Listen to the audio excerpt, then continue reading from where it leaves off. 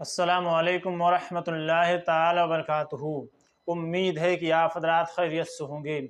मैं भी दुआ करता हूँ कि आप हज़रात जहाँ भी रहें सुकून और इत्मीनान के साथ रहें। अल्लाह तबारक व ताला आपको सेहत व तंदुरुस्ती अता फरमाए। हाँ मेरे दोस्तों और बुज़ुर्गों, मैं एक नई अपडेट, एक नई क्लिप के साथ हाजिर हुआ हूँ जिसे आज सारी दुनिया जानती है और सारी दुनिया उनसे मोहब्बत करती है। वो वीडियो किसी और की नहीं है बल्कि सैयद अमीनुल क़ादरी साहब क़िबला की वीडियो है। और उन्होंने अपनी वीडियो में क्या कुछ कहा है मैं आप हज़रात को सुनाऊंगा।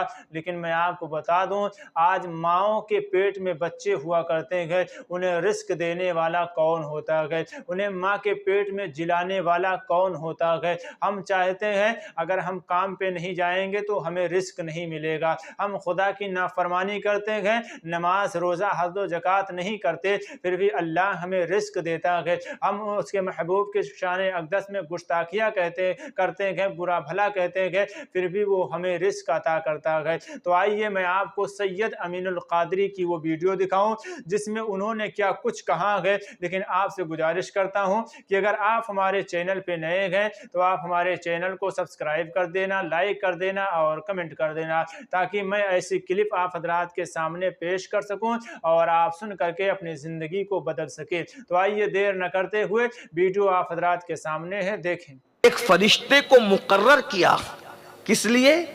ताकि माँ के पेट में वो फरिश्ता हमें खिलाता रहे। जिसने माँ के पेट में ना रोशनी जा सकती थी, ना सुई जा सकती थी, ना किसी का तसव्वुर जा सकता था, ना गुमान जा सकता था। माँ तो मस्त खाती थी, बाप भी खाता था। हमारा ख्याल था माँ और बाप को खिलाने का? ख्याल था? नहीं था। वहां अल्लाह खिला रहा। तो जो माँ के पेट में इतने छोटी सी कोठरी में हमें नहीं भूलता, तो वो हमें दुनिया में कैसे फरामोश कर देगा? नियत अच्छी कर लो। जो मुकद्दर में लिखा है उतना ही मिलना है, तकदीर से ज्यादा नहीं मिलेगा, वक्त से पहले नहीं मिलेगा। मैं आपको समझाने के लिए एक हिकायत पढ़ता हूं, गौर से सुनना, फिर आगे चलेंगे एंड की तरफ। हजरत सैयदना ज़ुन्नून मिस्री रहमतुल्लाह अलैह एक सफर में थे और आपका मुरीद साथ में था। सफर में आजकल की तरह इतनी राहतें नहीं थी, बहुत मुश्किल था सफर। पहले बहुत आसान हो गया सफर, बहुत मुश्किल था। ज़ुन्नून मिस्री अपने मुरीद के साथ सफर में, मस्जिद दिखी, नमाज का वक्त था, कहा चलो बेटा नमाज पढ़ लेते। लोग बाहर निकल रहे थे मस्जिद से, ये अंदर जा रहे थे। इनकी सवारी थी, सवारी के ऊपर जो है वो घोड़ा सवारी की शक्ल में था, ज़ीन रखी हुई थी। ज़ीन समझते? उस पे बैठने के लिए वो जो होता है, पीठ से लेकर के पैर तक लटका होता है, जिस पे चढ़ करके आदमी बैठता है, उसको ज़ीन कहते हैं। ठीक समझ गए ना? मैं अगर समझाने में कामयाब हुआ हूं तो समझ गए ना आप मेरी बात को, मैं क्या कहना चाहता हूं। हाँ, वो ज़ीन रखी थी घोड़े पे। घोड़ा तो बांध दिया, और घोड़ा बांधने के बाद तो एक एक को जाना था नमाज पढ़ने के लिए, क्योंकि नमाजी निकल रहे थे, जमात हो चुकी थी। ज़ुन्नून मिस्री ने कहा बेटा ये नमाजी बड़ा भोला भाला दिखता है, ईमानदार दिखता है, एक काम करते हैं अपने दोनों जमात कर लेते हैं और इसको कहते हैं कि ज़ीन संभाले, हमारा सामान संभाले। तो क्या हुआ, वो जो भोला भाला चेहरे से दिख रहा था, बड़ा नेक दिख रहा था, तो उसको कहा कि हमारी ज़ीन संभालो, अभी नमाज पढ़ के आते हैं। इधर ये नमाज पढ़ के बाहर निकले तो ज़ीन भी गायब है और वो नमाजी साहब भी गायब है। ये भी बड़ा अलमिया है। कुरान कहता है इन्ना सलात तन्हा अनिल फहशाई वल मुनकर, कि बेशक नमाज हर बुराई और बेहयाई से रोक लेती है। और आजकल नमाज पढ़ के भी लोग करप्शन करते हैं। हदीस पाक में आया, जिसकी नमाज उसको गुनाह से न रोके, उसकी नमाज उसको अल्लाह से दूर कर देगी।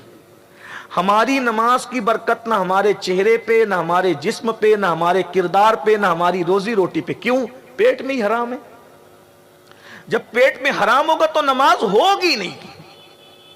सब लोग नमाज पे जोर दे रहे हैं, नमाज पढ़ो नमाज पढ़ो नमाज। मेरे भाई पहले हलाल करो, इसलिए कि अल्लाह के रसूल अलैहिस्सलाम ने फरमाया जिसके पेट में एक लुकमा हलाल हराम का होगा 40 दिन तक अल्लाह उसकी इबादत कबूल नहीं करेगा, नहीं होगी कबूल। और यहां तो ये सबक पढ़ाया जाता है नमाज पढ़ो सब माफ है, तो फिर करो सब। कौन सी नमाज है? نماز تو وہ ایک شخص کی کمپلین کی گئی حضور کی بارگاہ میں، یا رسول اللہ یہ جوان گناہ بہت کرتا ہے. سرکار نے فرمایا کیا وہ نماز بھی پڑھتا ہے؟ کہا ہاں جی پڑھتا ہے. میں اگر وہ نمازی ہے تو ایک دن اس کی نماز اس کو گناہ سے روک لے گی. اور ایسے ہی ہوا، پھر اس نے گناہ نہیں کی.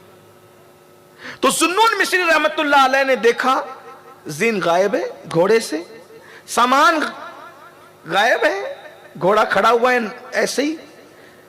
آپ نے انا للہ و انا الیہ راجعون پڑھی. مرید تھا ٹینشن میں آ گیا، وہ پیر صاحب تھے ٹینشن میں، وہ نہیں ہے، انہوں نے انا للہ پڑھی. جب کوئی صدمہ ہو تو انا للہ پڑھنا چاہیے.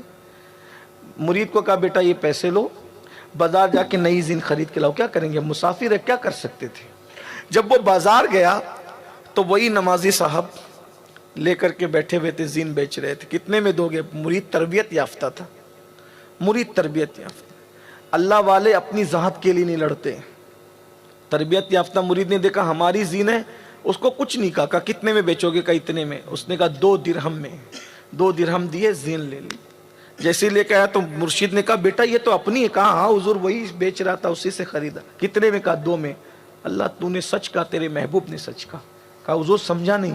میں بیٹا اللہ کی عزت کی قسم، جب ہم سامان سنبھالنے کے لیے اس کو سونپے تھے اور نماز کے لیے جا رہے تھے تو میں نے دل میں نیت کی تھی کہ اگر یہ ہمارا سامان سنبھال رہا ہے، بیچارہ وقت دے رہا ہے، تو جب میں نماز پڑھ کے تو میرے دوستوں اور بزرگوں، آپ نے ویڈیو کو دیکھ لیا ہوگا اور خود سمجھ گئے ہوں گے کہ جب وہی خدا ماں کے پیٹ میں چھوٹے سے بچے کو وہ غذا دے سکتا ہے جو ابھی حرکت کر رہا ہے، نہ وہ کھا سکتا ہے نہ وہ پی سکتا ہے، جب وہی خدا ماں کے پیٹ میں بچے کو رزق پہنچا رہا ہے، تو یار پھر تو اللہ نے ہمیں عقل بھی دیا ہے، ہاتھ بھی دیا ہے، ہمارے پیر بھی گئے، ہم چل کر کے کام کر سکتے ہیں، پھر بھی ہم رب سے نا امید رہا کرتے ہیں. میرے دوستوں اور بزرگوں، ہمیں رب سے امید کرنی چاہیے، ہمیں رب سے آس لگائے رکھنا چاہیے. وہی خدا ہے جو ہمیں بھی رزق دیتا ہے، وہی خدا ہے جو جانوروں کو بھی کھلاتا ہے، وہی خدا ہے جو ماں کے پیٹ میں بچے کو بھی کھلا رہا ہے، جس کے اندر عقل نہیں ہے، جس کے اندر شعور نہیں ہے، جس کو زندگی صرف ملی ہے، جس کے ہاتھ پیر کام نہیں کر سکتے ہیں، لیکن وہی خدا جو ہے ماں کے پیٹ میں بچے کو جلا رہا ہے. میرے دوستوں اور بزرگوں، لیکن ہم آج کس قدر نافرمان ہو چکے ہیں، ہم اللہ کے اوپر بھروسہ نہیں کرتے ہیں. ہم نہ جانے کس طریقے سے اپنے رزق کو حاصل کرتے ہیں، کبھی سود کے نام پر، کبھی حرام کاری کے نام پر، کبھی دلالی کے نام پر ہم طرح طرح سے رزق کو حاصل کرتے ہیں. لیکن ہمیں سوچنا چاہیے، ہمیں غور کرنا چاہیے، وہی تو خدا ہے جو جانوروں کو کھلا رہا ہے، پھر ہمیں کیوں بھوکا رکھ سکتا ہے؟ وہ جانور جس کی کوئی اوقات نہیں ہے، جس کی کوئی ویلو نہیں ہے. ہم تو حضور علیہ الصلوۃ والسلام کی امتی ہے، ہمیں تو اللہ نے اپنے محبوب کے صدقے میں پیدا کیا ہے، ہم حضور کی امتی ہے، پھر اللہ ہمیں بھوکا کیسے رکھ سکتا ہے؟